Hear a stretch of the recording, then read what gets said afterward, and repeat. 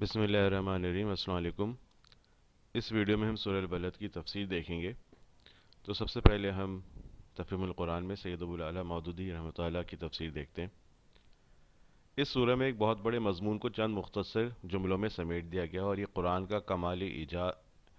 اعجاز ہے کہ ایک پورا نظریہ حیات جسے مشکل سے ایک ضخیم کتاب میں بیان کیا جا سکتا تھا، اسے چھوٹی سی صورت کے چھوٹے چھوٹے فقروں میں نہایت مؤثر طریقے سے بیان کر دیا گیا۔ اس کا موضوع دنیا میں انسان اور انسان کے لیے دنیا کی حیثیت سمجھانا اور یہ بتانا ہے کہ خدا نے انسان کے لیے سعادت اور شقاوت کے دونوں راستے کھول کھول کر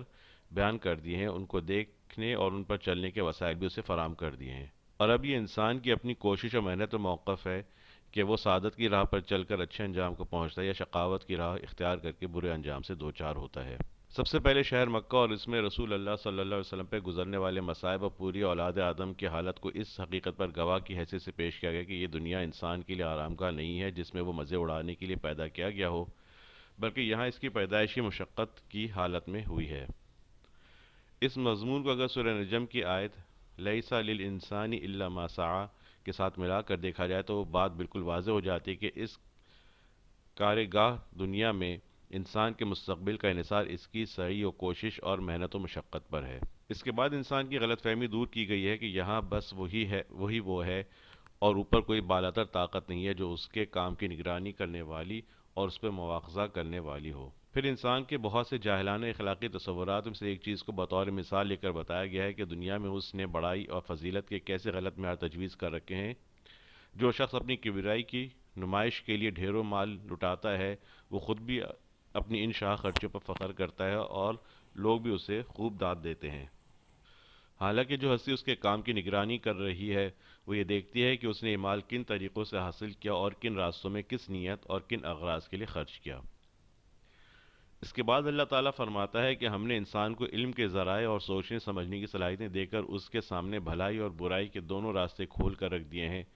ایک راستہ وہ ہے جو اخلاق کی پستیوں کی طرف جاتا ہے اور اس پر جانے کے لیے کوئی تکلیف نہیں اٹھانی پڑتی بلکہ نفس کو خوب لذت حاصل ہوتی ہے۔ دوسرا راستہ اخلاق کی بلندیوں کی طرف جاتا ہے جو ایک دشوار گزار گھاٹی کی طرح ہے کہ اس پر چلنے کے لیے آدمی کو اپنے نفس پر جبر کرنا پڑتا ہے۔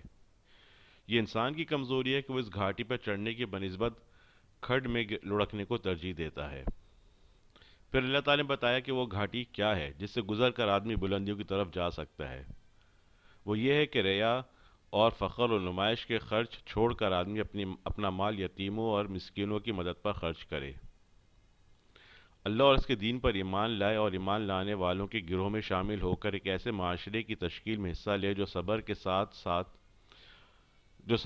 حق پرستی کے تقاضوں کو پورا کرنے والا اور خلق پر رحم کرنے والا ہو۔ اس راستے پہ چلنے والوں کا انجام یہ ہے کہ آدمی اللہ کی رحمتوں کا مستحق ہو، اور اس کے برعکس دوسرا راستہ اختیار کرنے والوں کا انجام دوزخی آگ ہے جس سے نکلنے کے سارے دروازے بند ہیں۔ انت حلم بہذا البلد، اس کے تین معنی مفسرین نے بیان کیے ہیں۔ ایک یہ کہ آپ صلی اللہ علیہ وسلم اس شہر میں مقیم ہیں اور آپ صلی اللہ علیہ وسلم کے مقیم ہونے سے اس کی عظمت میں اور اضافہ ہو گیا ہے۔ دوسرے یہ کہ اگرچہ یہ شہر حرم ہے مگر ایک وقت آئے گا کہ جب کچھ دیر کے لیے یہاں جنگ کرنا اور دشمنان دین کو قتل کرنا آپ صلی اللہ علیہ وسلم کے لیے حلال ہو جائے گا۔ تیسرے یہ کہ اس شہر میں جنگل کے جانوروں تک کو مارنا اور درختوں تک کو کاٹنا اہل عرب کے نزدیک حرام ہے، اور ہر ایک کو یہاں امن میسر ہے، لیکن حال یہ ہو گیا ہے کہ اے نبی صلی اللہ علیہ وسلم، تمہیں یہاں کوئی امن نصیب نہیں، تمہیں ستانا اور تمہارے قتل کی تدبیریں کرنا حلال کر لیا گیا ہے۔ اگرچہ الفاظ میں تینوں معنوں کی گنجائش ہے، لیکن جب ہم آگے کے مضمون پر غور کرتے ہیں تو محسوس ہوتا ہے کہ پہلے دو معنی اس سے کوئی مناسبت نہیں رکھتے اور تیسرا مفہوم ہی اس سے میل کھاتا ہے۔ چونکہ مطلقاً باپ اور اس سے پیدا ہونے والی اولاد کے الفاظ استعمال کیے گئے ہیں اور آگے انسان کا ذکر کیا گیا ہے، اس لیے باپ سے مراد آدم علیہ السلام ہی ہو سکتے ہیں، اور ان سے پیدا ہونے والی اولاد سے مراد وہ تمام انسان ہیں جو دنیا میں پائے گئے ہیں اور اب پائے جاتے ہیں اور آئندہ پائے جائیں گے۔ یہ ہے وہ بات جس پر قسمیں کھائی گئی ہیں جو اوپر مذکور ہوئیں۔ انسان کے مشقت میں پیدا کیے جانے کا مطلب یہ ہے کہ انسان اس دنیا میں مزے کرنے اور چین کی بنسری بجانے کے لیے پیدا نہیں کیا گیا ہے، بلکہ اس کے لیے دنیا محنت اور مشقت اور سختیاں جھیلنے کی جگہ ہے، اور کوئی انسان بھی اس حالت سے گزرے بغیر نہیں رہ سکتا۔ یہ شہر مکہ گواہ ہے کہ کسی اللہ کے بندے نے اپنی جان کھپائی تھی، تب یہ بسا اور عرب کا مرکز بنا۔ اس شہر مکہ میں محمد صلی اللہ علیہ وسلم کی حالت گواہ ہے کہ وہ ایک مقصد کے لیے طرح طرح کی مصیبتیں برداشت کر رہے ہیں، حتیٰ کہ یہاں جنگل کے جانوروں کے لیے امان ہے مگر ان کے لیے نہیں ہے، اور ہر انسان کی زندگی ماں کے پیٹ میں نطفہ قرار پانے سے لے کر موت کے آخری سانس تک اس بات پر گواہ ہے کہ اس کو قدم قدم پر تکلیف، مشقت، محنت، خطرات اور شدائد کے مرحلوں سے گزرنا پڑتا ہے۔ جس کو تم بڑی سے بڑی قابل رشک حالت میں دیکھتے ہو، وہ بھی ماں کے پیٹ میں تھا تو ہر وقت اس خطرے میں مبتلا تھا کہ اندر ہی مر جائے یا اس کا اسقاط ہو جائے۔ پیدا ہوا تو اتنا بے بس تھا کہ کوئی دیکھ بھال کرنے والا نہ ہوتا تو پڑے پڑے ہی سسک کر مر جاتا۔ چلنے کے قابل ہوا تو قدم قدم پر گرا پڑتا تھا۔ بچپن سے جوانی اور بڑھاپے تک ایسے ایسے جسمانی تغیرات سے اس کو گزرنا پڑا کہ کوئی تغیر بھی اگر غلط سمت میں ہو جاتا تو اس کی جان کے لالے پڑ جاتے۔ وہ اگر بادشاہی ڈکٹیٹر بھی ہے تو کسی وقت اس اندیشے سے اس کو چین نصیب نہیں کہ کہیں اس کے خلاف کوئی سازش نہ ہو جائے۔ وہ اگر فاتح عالم بھی ہو تو کسی وقت اس خطرے سے امن میں نہیں کہ اس کے اپنے سپہ سالاروں میں سے کوئی بغاوت نہ کر بیٹھے۔ وہ اگر اپنے وقت کا قارون بھی ہو تو اس فکر میں ہر وقت غلطہ و پیچا ہے کہ اپنی دولت کیسے بڑھائے اور کس طرح اس کی حفاظت کرے۔ غرض کوئی شخص بھی غل و غش چین کی نعمت سے بہرمند نہیں ہے، کیونکہ انسان پیدا ہی مشقت میں کیا گیا ہے۔ یعنی کیا انسان جو ان حالات میں گھرا ہوا ہے، اس غرے میں مبتلا ہے کہ وہ دنیا میں جو کچھ چاہے کرے، کوئی بالاتر اقتدار اس کو پکڑنے اس کا سر نیچا کر دینے والا نہیں ہے، حالانکہ آخرت سے پہلے خود اس دنیا میں بھی ہر آن وہ دیکھ رہا ہے کہ اس کی تقدیر پر کسی اور کی فرما روائی قائم ہے، جس کے فیصلوں کے آگے اس کی ساری تدبیریں دھری کی دھری رہ جاتی ہیں۔ زلزلے کا ایک جھٹکا، ہوا کا ایک طوفان، دریاؤں اور سمندروں کی ایک طغیانی اسے یہ بتا دینے کے لیے کافی ہے کہ خدائی طاقتوں کے مقابلے میں وہ کتنا بل بوتا رکھتا ہے۔ ایک اچانک حادثہ اچھے بلے چنگے انسان کو اپاہج بنا کر رکھ دیتا ہے۔ تقدیر کا ایک پلٹا بڑے سے بڑے با اقتدار آدمی کو عرش سے فرش پر لا گراتا ہے۔ عروج کے آسمان پر پہنچی ہوئی قوموں کی قسمتیں جب بدلتی ہیں تو وہ اسی دنیا میں ذلیل و خوار ہو کر رہ جاتی ہیں جہاں کوئی ان سے آنکھ ملانے کی ہمت نہ رکھتا تھا۔ اس سلسلے میں ہمیں روس کی مثال بھی ہے، جو پہلے یو ایس ایس آر تھا، آج رشیا ہے، اس کی مثال بھی ذہن میں رکھنی چاہیے۔ اس انسان کے دماغ میں آخر کہاں سے ہوا بھر گئی کہ کسی کا اس پر بس نہیں چل سکتا۔ انفقت مال اللبدا، میں نے ڈھیر سارا مال خرچ کر دیا، نہیں بلکہ اہلکت مال اللبدا کہا، جس کے لفظی معنی میں نے ڈھیر سارا مال ہلاک کر دیا، یعنی لٹا دیا یا اڑا دیا۔ یہ الفاظ ظاہر کرتے ہیں کہ کہنے والے کو اپنی مالداری پر کتنا فخر تھا کہ جو ڈھیر سارا مال اس نے خرچ کیا وہ اس کی مجموعی دولت کے مقابلے میں اتنا ہیچ تھا کہ اس کے لٹا دینے یا اڑا دینے کی اسے کوئی پرواہ نہ تھی۔ یہ مال اڑا دینا کس مد میں کسی حقیقی نیکی کے کام میں نہیں، جیسا کہ آگے کی آیت سے خود بخود مترشح ہوتا ہے، بلکہ اپنی دولت مندی کی نمائش اور اپنے فخر اور اپنی بڑائی کے اظہار میں۔ سیدھا گو شاعروں کو بھاری انعامات دینا، شادی اور غمی کی رسموں میں سینکڑوں ہزاروں آدمیوں کی دعوت کر ڈالنا، جوئے میں ڈھیروں دولت ہار دینا، جوا جیت جانے پر اونٹ کاٹنا اور خوب یار دوستوں کو کھلانا، میلوں میں بڑے لاؤ لشکر کے ساتھ جانا اور دوسرے سرداروں سے بڑھ کر شان و شوکت کا مظاہرہ کرنا، تقریبات میں بے تحاشا کھانے پکوانا، اذن عام دے دینا کہ جس کا جی چاہے آئے اور کھائے، یا اپنے ڈیرے پر کھلا لنگر جاری رکھنا کہ دور دور تک یہ شہرت ہو جائے کہ فلاں رئیس کا دسترخوان بڑا وسیع ہے۔ یہ اور ایسے ہی دوسرے نمائشی اخراجات تھے جنہیں جاہلیت میں آدمی کی فیاضی اور فراخ دلی کی علامت اور اس کی بڑائی کا نشان سمجھا جاتا تھا۔ مطلب یہ ہے کہ کیا ہم نے اسے علم اور عقل کے ذرائع نہیں دیے؟ دو آنکھوں سے مراد گائے بھینس کی آنکھیں نہیں، بلکہ وہ انسانی آنکھیں ہیں جو انہیں کھول کر آدمی دیکھے تو اسے ہر طرف وہ نشانات نظر آئیں جو حقیقت کا پتہ دیتے ہیں اور صحیح و غلط کا فرق سمجھاتے ہیں۔ زبان اور ہونٹوں سے مراد محض بولنے کے آلات نہیں ہے، بلکہ نفس ناطقہ ہے جو ان آلات کی پشت پر سوچنے سمجھنے کا کام کرتا ہے، پھر ان سے اظہار معافی ضمیر کا کام لیتا ہے۔ یعنی ہم نے محض عقل و فکر کی طاقتیں عطا کر کے اسے چھوڑ نہیں دیا، بلکہ اپنا راستہ خود تلاش کرے، بلکہ اس کی رہنمائی بھی کی، اور اس کے سامنے بھلائی اور برائی، نیکی اور بدی کے دونوں راستے نمایاں کر کے رکھ دیے، تاکہ وہ خوب سوچ سمجھ کر ان میں سے جس کو چاہے اپنی ذمہ داری پر اختیار کر لے۔ یہ وہی بات ہے جو سورہ دہر میں فرمائی گئی ہے کہ ہم نے انسان کو ایک مخلوط نطفے سے پیدا کیا تاکہ اس کا امتحان لیں، اور اس غرض کے لیے ہم نے اسے سننے اور دیکھنے والا بنایا۔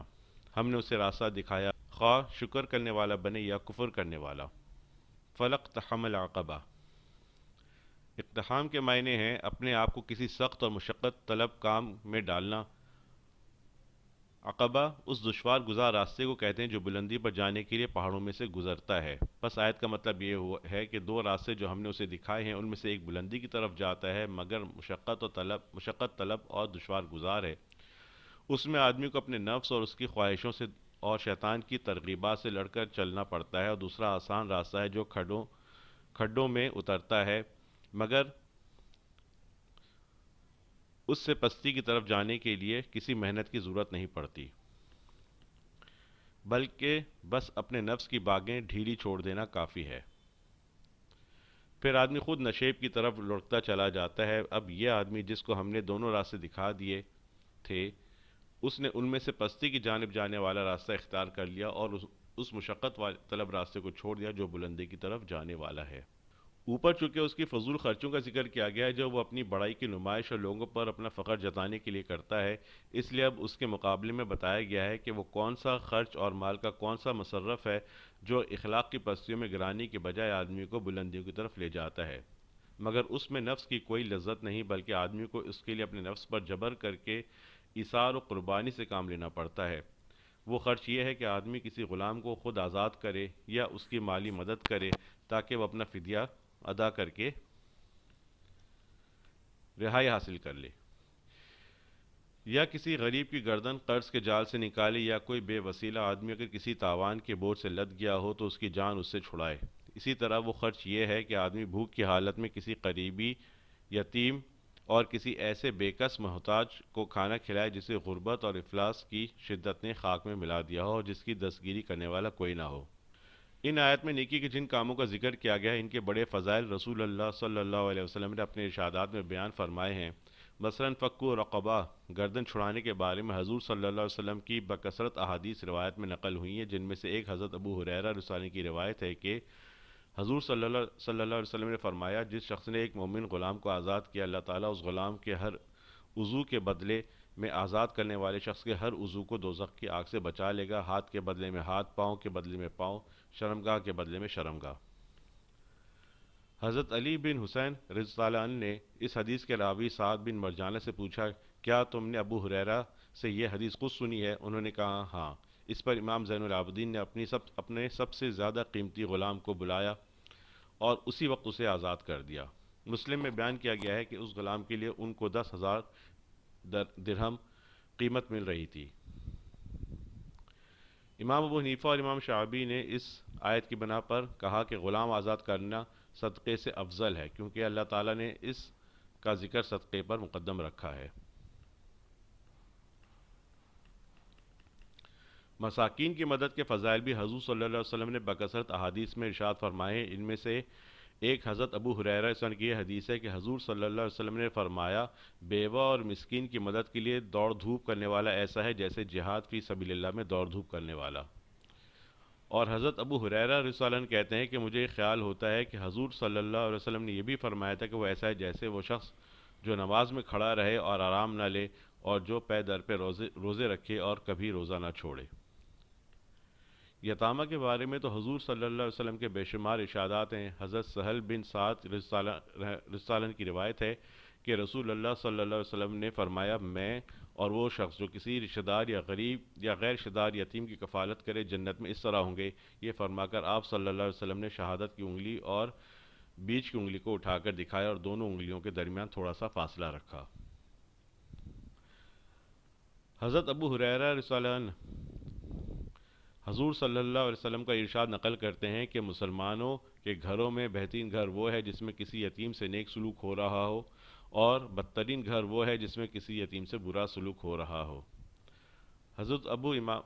امامہ رضی اللہ عنہ کہتے ہیں کہ حضور صلی اللہ علیہ وسلم نے فرمایا، جس نے کسی یتیم کے سر پر ہاتھ پھیرا اور محض اللہ کی خاطر پھیرا، اس بچے کے بال ہر بال کے بدلے جس پر اس شخص کا ہاتھ گزرا اس کے لیے نیکیاں لکھی جائیں گی، اور جس نے کسی یتیم لڑکے یا لڑکی کے ساتھ نیک برتاؤ کیا، وہ اور میں جنت میں اس طرح ہوں گے۔ یہ فرما کر حضور صلی اللہ علیہ وسلم نے اپنی دو انگلیاں ملا کر بتائیں۔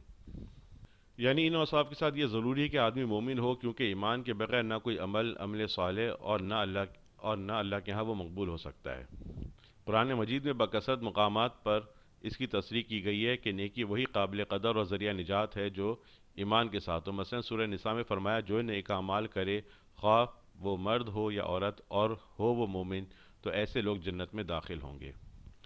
سورہ نحل میں فرمایا، جو نیک عمل کرے، خواہ وہ مرد ہو یا عورت، اور ہو وہ مومن، تو ہم اسے پاکیزہ زندگی بسر کرائیں گے، اور ایسے لوگوں کو ان کا اجر ان کے بہترین اعمال کے مطابق عطا کریں گے۔ مومن معاشرے کی دو اہم خصوصیات ہیں جن کو دو مختصر فقروں میں بیان کر دیا گیا ہے۔ پہلی خصوصیت یہ ہے کہ اس کے افراد ایک دوسرے کو صبر کی تلقین کریں، اور دوسری یہ کہ وہ ایک دوسرے کو رحم کی تلقین کریں۔ جہاں تک صبر کا تعلق ہے، ہم اس سے پہلے بارہا اس امر کی وضاحت کر چکے ہیں۔ قرآن مجید جس وسیع مفہوم میں اس لفظ کو استعمال کرتا ہے، اس کے لحاظ سے مومن کی پوری زندگی صبر کی زندگی ہے، اور ایمان کے راستے پر قدم رکھتے ہی آدمی صبر کا امتحان شروع ہو جاتا ہے۔ خدا کی فرض کردہ عبادتوں کے انجام دینے میں صبر درکار ہے، خدا کے احکامات کی اطاعت و پیروی میں صبر کی ضرورت ہے، خدا کی حرام کی ہوئی چیزوں سے بچنا صبر کے بغیر ممکن نہیں، اخلاق کی برائیوں کو چھوڑنا اور پاکیزہ اخلاق اختیار کرنا صبر چاہتا ہے۔ قدم قدم پر گناہوں کی ترغیبات سامنے آتی ہیں جن کا مقابلہ صبر سے ہی ہو سکتا ہے۔ بے شمار مواقع زندگی میں ایسے پیش آتے ہیں جن میں خدا کے قانون کی پیروی کی جائے تو نقصانات، تکالیف، مصائب اور محرومیوں سے سابقہ پڑتا ہے، اور اس کے برعکس نافرمانی کی راہ اختیار کی جائے تو فائدے اور لذتیں حاصل ہوتی نظر آتی ہیں۔ صبر کے بغیر ان مواقع سے کوئی مومن بخیریت نہیں گزر سکتا۔ پھر ایمان کی راہ اختیار کرتے ہیں آدمی کو اپنے نفس اور اس کی خواہشات سے لے کر اپنے اہل و عیال، اپنے خاندان، اپنے معاشرے، اپنے ملک و قوم اور دنیا بھر کے شیاطین، جن و انس کی مزاحمتوں کا سامنا کرنا پڑتا ہے، حتیٰ کہ راہ خدا میں ہجرت اور جہاد کی نوبت بھی آ جاتی ہے۔ ان سب حالات میں صبر کی ہی صفت آدمی کو ثابت قدم رکھ سکتی ہے۔ رہا رحم، تو اہل ایمان کے معاشرے کی امتیازی شان یہی کہ وہ ایک سنگدل، بے رحم اور ظالم معاشرہ نہیں ہوتا، بلکہ انسانیت کے لیے رحیم و شفیق اور آپس میں ایک دوسرے کا ہمدرد و غمخوار معاشرہ ہوتا ہے۔ فرد کی حیثیت سے بھی ایک مومن اللہ کی شان رحیمی کا مظہر ہے، اور جماعت کی حیثیت سے بھی مومنوں کا گروہ خدا کے اس رسول کا نمائندہ ہے جس کی تعریف میں فرمایا گیا کہ وَمَا أَرْسَلْنَاكَ إِلَّا رَحْمَةً لِلْعَالَمِينَ۔ حضرت عبداللہ بن عمر بن العاص کہتے ہیں کہ حضور صلی اللہ علیہ وسلم نے فرمایا، رحم کرنے والوں پر رحمان رحم کرتا ہے، زمین والوں پر رحم کرو، آسمان والا تم پر رحم کرے گا۔ حضرت ابو سعید حضور صلی اللہ علیہ وسلم کا ارشاد نقل کرتے ہیں، جو رحم نہیں کرتا اس پر رحم نہیں کیا جاتا۔ ابن عباس کہتے ہیں، وہ شخص ہم میں سے نہیں ہے جو ہمارے چھوٹے پر رحم نہ کھائے اور ہمارے بڑے کی توقیر نہ کرے۔ اب ہم تھوڑی سی معرف القرآن میں تفسیر دیکھتے ہیں۔ میں قسم کھاتا ہوں اس شہر مکہ کی، اور جواب قسم سے پہلے حضرت صلی اللہ علیہ وسلم کے حق میں ایک بشارت دی گئی کہ آپ کو اس شہر میں لڑائی حلال ہونے والی ہے۔ چنانچہ فتح مکہ کے روز آپ کے لیے قتال جائز کر دیا گیا تھا، احکام حرم باقی نہیں رہے تھے، اور قسم ہے باپ کی اور اولاد کی، ساری اولاد کے باپ آدم علیہ السلام ہے، اور پس آدم اور بنی آدم سب کی قسم ہوئی۔ آگے جواب قسم ہے کہ ہم نے انسان کو بڑی مشقت میں پیدا کیا ہے، چنانچہ عمر بھر کہیں مرض میں، کہیں رنج میں، کہیں فکر میں اکثر اوقات مبتلا رہتا ہے۔ اس کا مقتضا یہ تھا کہ اس میں عجز و درماندگی پیدا ہوتی، اور وہ اپنے کو بستہ حکم تقدیر سمجھ کر مطیع اور امر و تابع رضا ہوتا، لیکن انسان کافر کی یہ حالت یہ ہے کہ بالکل بھول میں پڑا ہے۔ تو کیا وہ یہ خیال کرتا ہے کہ اس پر کسی کا بس نہ چلے گا؟ یعنی کیا اللہ کی قدرت سے اپنے آپ کو خالی سمجھتا ہے اور کہتا ہے کہ میں نے اپنا اتنا وافر مال خرچ کر ڈالا؟ یعنی ایک تو شیخی بھگاڑتا ہے، پھر عداوت رسول اور مخالفت اسلام و معاصی میں خرچ کرنے کو ہنر سمجھتا ہے، پھر جھوٹ بھی بولتا ہے کہ اس کو مال کثیر بتلاتا ہے۔ کیا وہ یہ خیال کرتا ہے کہ اس کو کسی نے نہیں دیکھا؟ یعنی اللہ تو دیکھتا ہے اور وہ جانتا ہے کہ معصیت میں خرچ کیا ہے، پس اس پر سزا دے گا، نیز مقدار بھی دیکھیے کہ اس قدر نہیں ہے جس قدر لوگوں کو یقین دلانا چاہتا ہے۔ یہ حال مطلق کافر کا ہے۔ اس وقت آپ کے مخالفین کے یہی اقوال احوال، کیا ہم نے اس کو دو آنکھیں اور دو اور زبان اور دو ہونٹ نہیں دیے، اور پھر ہم نے اس کو دونوں رستے خیر و شر کے بتلا دیے۔ وَأَنْتَ حِلٌّ بِهَٰذَا الْبَلَدِ، حلم میں دو احتمال ہیں، کہ ایک یہ کہ حلول سے مشتق ہو جس کے معنی کسی شے کے اندر سمانے اور رہنے اترنے کے آتے ہیں، اس اعتبار سے حلم کے معنی اترنے والے اور رہنے والے کے ہوں گے، اور مراد آیت کی یہ ہوگی کہ شہر مکہ خود بھی محترم مقدس ہے، خصوصاً جب کہ آپ صلی اللہ علیہ وسلم بھی اس شہر میں رہتے ہیں، تو مکین کی فضیلت سے بھی مکان کی فضیلت بڑھ جاتی ہے، اس لیے شہر کی عظمت اور حرمت آپ کے اس مقیم ہونے سے دوہری ہو گئی۔ دوسرا احتمال یہ ہے کہ لفظ حلم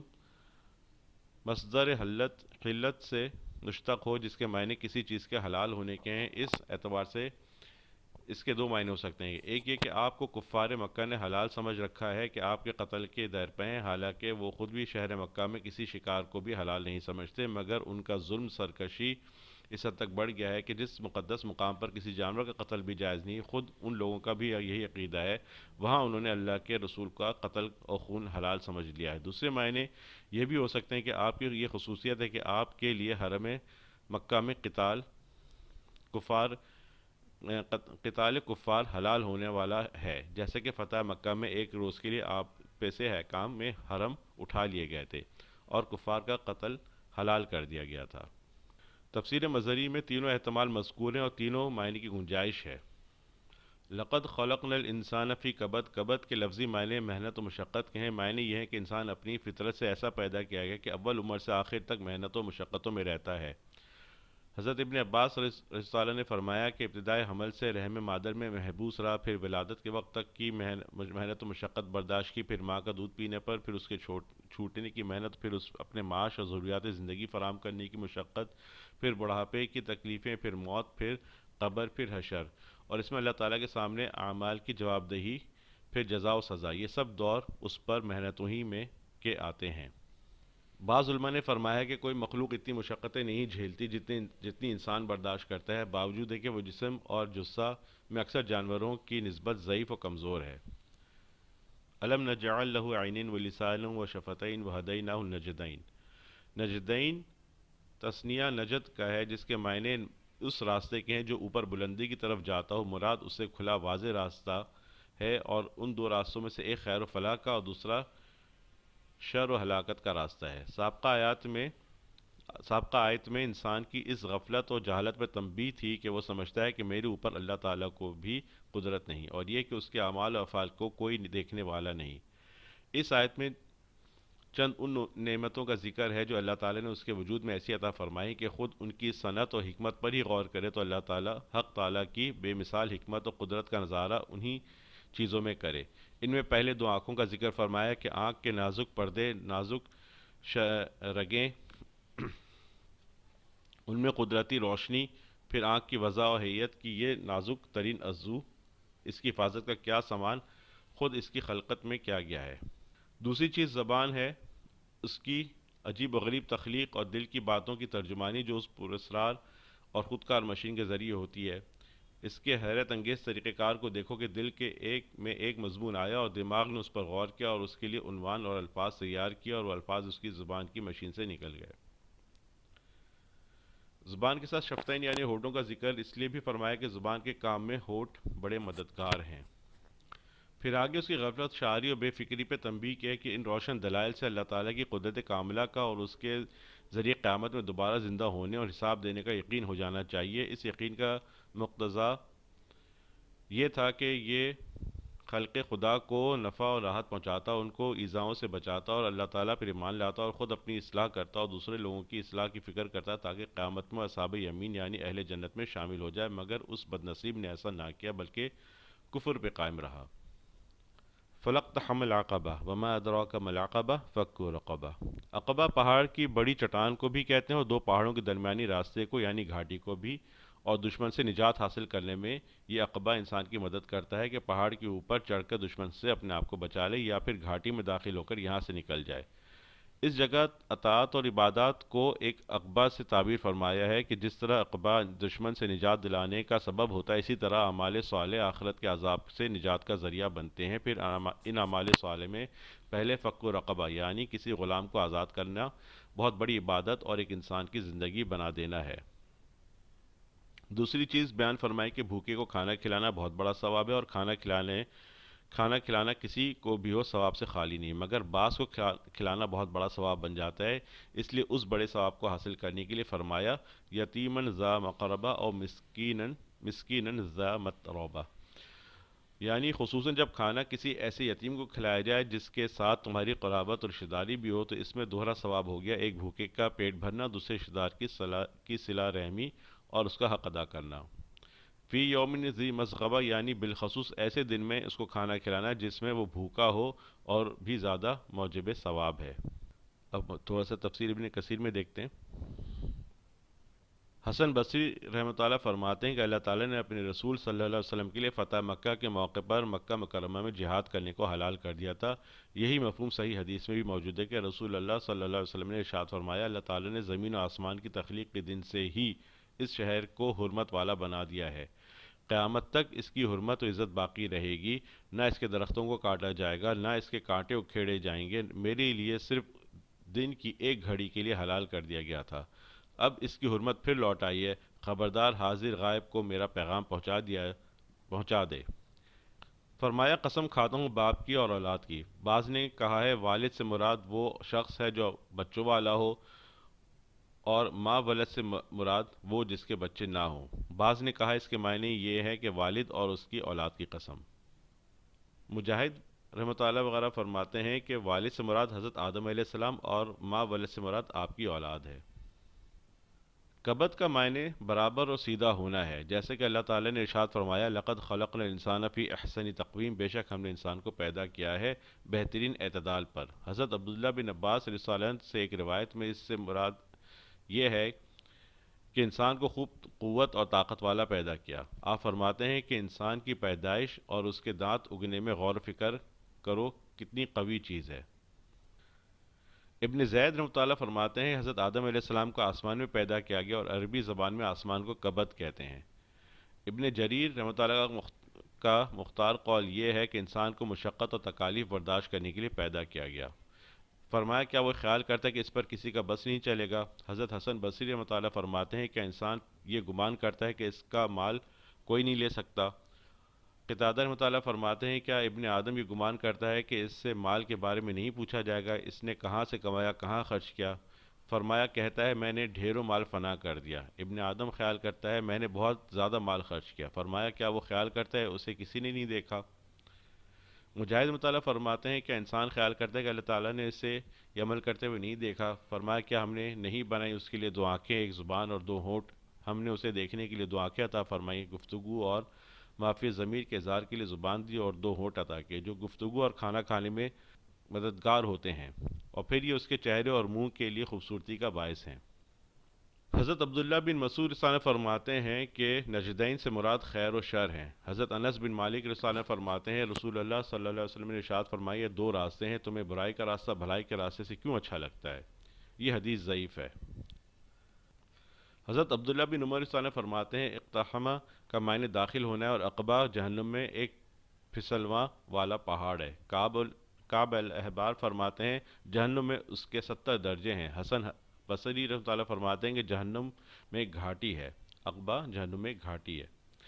قتادہ رحمۃ اللہ فرماتے ہیں کہ انتہائی دشوار گزار گھاٹی ہے، اللہ تعالیٰ کی اطاعت کے ساتھ اس میں داخل ہو جاؤ۔ اس کے بعد اللہ تعالیٰ نے اس گھاٹی میں داخل ہونے کے بارے میں بیان فرمایا کیا آپ سمجھتے ہیں کہ وہ گھاٹی کیا ہے؟ تو غلامی سے گردن چھڑانا ہے، یا کھانا کھلانا ہے، بھوک کے دن میں یتیم کو جو رشتہ دار ہو، خاک نشی مسکین کو۔ حدیث ہے کہ نبی صلی اللہ علیہ وسلم فرمایا جو مسلمان مرد کسی مسلمان غلام کو آزاد کرتا ہے، اللہ تعالیٰ اس کی ہر ہڈی کو آزاد کرنے والی کی ہڈی کے لیے نار جہنم کے مقابلے میں ڈھال بنا دیتا ہے۔ جو مسلمان عورت کسی مسلمان لونڈی کو آزاد کرتی ہے، اللہ تعالیٰ اس کی ہر ہڈی کو آزاد کرنے والی ہڈی کے لیے نار جہنم کے مقابلے میں ڈھال بنا دیتا ہے۔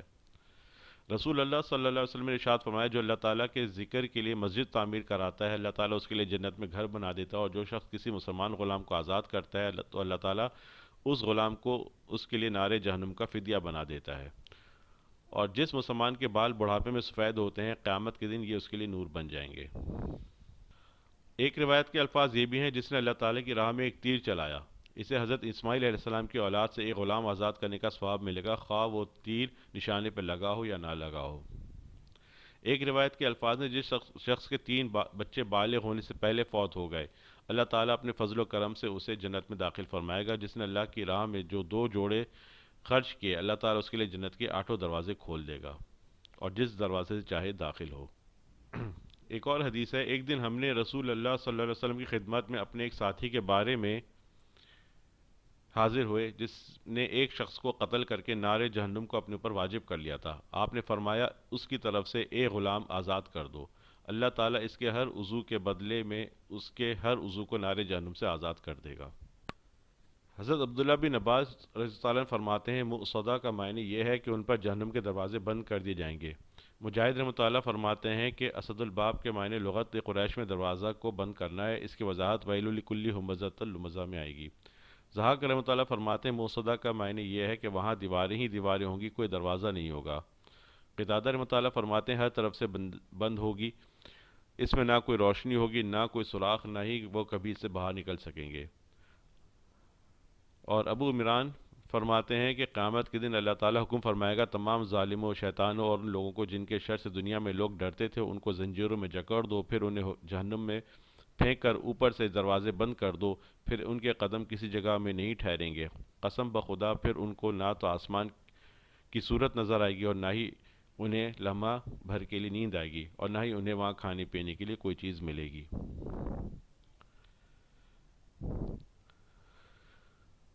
اب ہم تھوڑی سی تفسیر قرطبی میں دیکھتے ہیں۔ حضرت ابن عباس رضی اللہ عنہ سے مروی کہ ابو الاشدین کہا کرتا تھا، میں نے حضرت محمد مصطفیٰ صلی اللہ علیہ وسلم کی دشمنی میں بہت زیادہ مال خرچ کیا ہے، جبکہ وہ جھوٹا تھا۔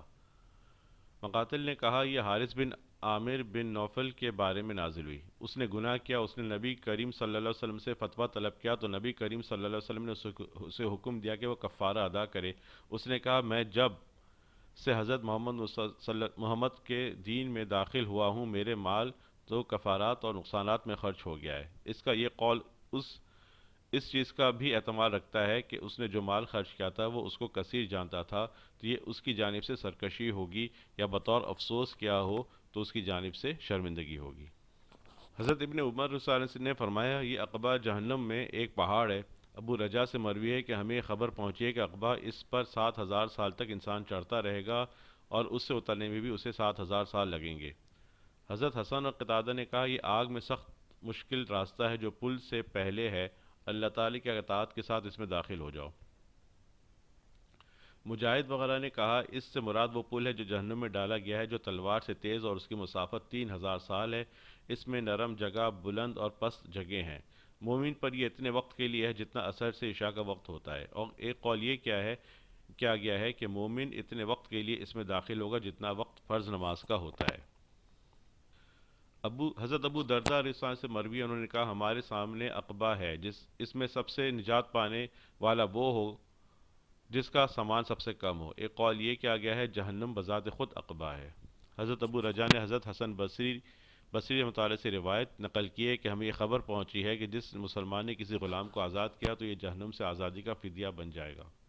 فک و رقبہ کے معنی ہے اسے قید سے آزاد کرنا، ایک قول ہے کہ اسے غلامی سے آزاد کرنا، اور حدیث میں ہے فک و رقبہ کا معنی ہے تو اس کی قیمت میں اس کی مدد کرے۔ پھر حضرت برا کی حدیث ہے، سورہ برا میں پہلے گزر چکا ہے، فکر سے مراد قید کو کھول دینا ہے، اور غلامی بھی ایک قید ہے۔ غلام کو رقبہ کہتے ہیں کیونکہ وہ غلامی کے ساتھ اس قیدی کی طرح ہے جس کی گردن میں رسی بندھی ہوئی ہو۔ ذا مطربہ سے مراد ہے جس کے پاس کچھ بھی نہ ہو، یہاں تک کہ گویا وہ فقر کی وجہ سے مٹی میں مل گیا ہے، جس کی جائے پناہ مٹی کے سوا کچھ نہیں۔ حضرت ابن عباس رضی اللہ عنہ نے کہا، اس سے مراد وہ آدمی ہے جو راستے میں پڑا ہو جس کا کوئی گھر نہ ہو۔ مجاہد نے کہا، اس سے مراد وہ شخص ہے جسے نہ لباس اور نہ ہی کوئی اور چیز مٹی سے بچاتی ہے۔ قتادہ نے اس سے مراد عیالدار ہے کہا کہ عیالدار ہے۔ اکرمہ نے کہا، اس سے مراد مقروض ہے۔ ابو سنان نے کہا اپاہج مراد ہے۔ حضرت عائشہ صدیقہ رضی اللہ عنہا نے عرض کی یا رسول اللہ، ابن جدان دور جاہلیت میں صلہ رحمی کیا کرتا تھا، کھانا کھلایا کرتا تھا، قیدیوں کو چھڑاتا تھا، غلاموں کو آزاد کیا کرتا تھا، اللہ تعالیٰ کے لیے اپنے اونٹ پر کسی کو سوار کرتا تھا، کیا یہ امور اسے نفع دیں گے؟ فرمایا نہیں۔ اس نے کسی دن بھی یہ نہیں کہا اے میرے رب اور جزا میری خطا معاف کر دے۔ موصدہ کے معنی مبہم ہے، یہ معلوم نہیں کہ اس میں کیا داخل ہے۔ اہل لغت کہتے ہیں کہ اوسدت الباب یعنی میں نے دروازے کو بند کر دیا،